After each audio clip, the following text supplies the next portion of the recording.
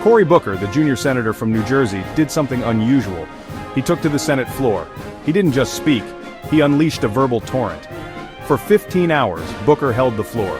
His voice echoed through the chamber. This was more than a speech. It was a stand. This wasn't a filibuster, it wasn't about blocking a bill, it was a cry for attention.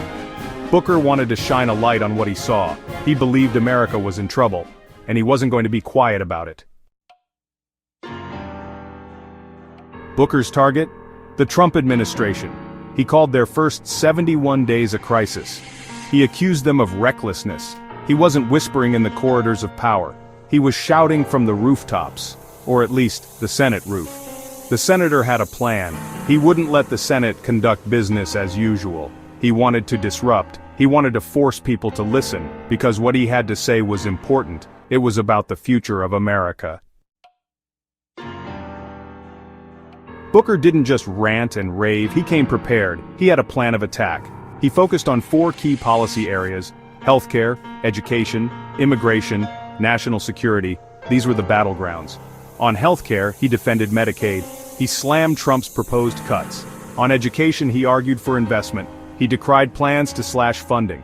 On immigration, he called for compassion. He denounced the administration's hardline stance. On national security, he demanded responsibility. He criticized Trump's foreign policy.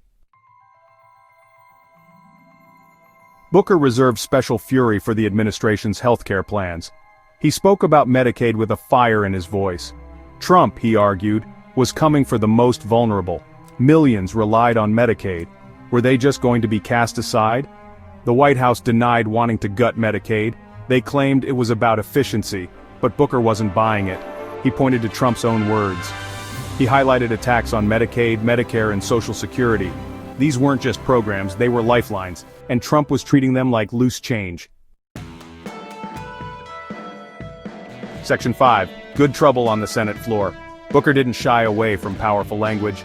He invoked the legacy of John Lewis, a civil rights icon, a champion for justice. Lewis famously said, "Get in good trouble, necessary trouble." These words resonated with Booker. This speech, Booker argued, was his good trouble. He was standing up for what he believed in. He was fighting for those who couldn't fight for themselves. He was answering the call of history. Section 6. Echoes in an empty chamber.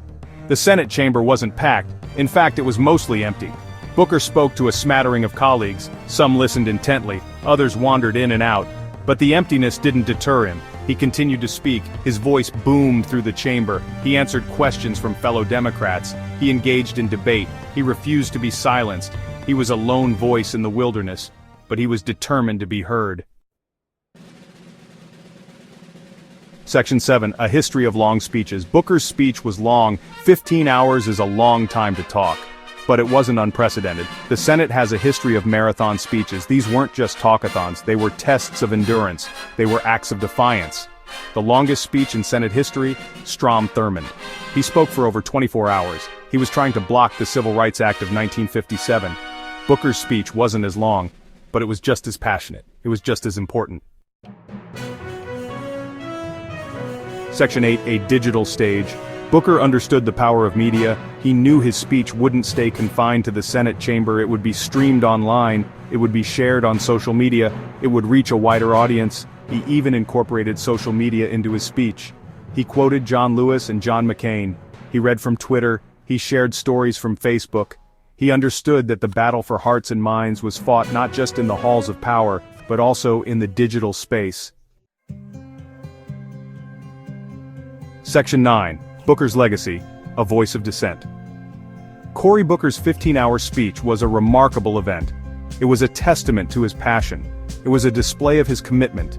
He used his platform to shine a light on injustice. He spoke truth to power. He made his voice heard. The impact of his speech remains to be seen.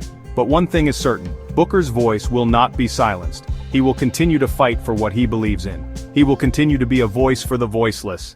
He will continue to make good trouble.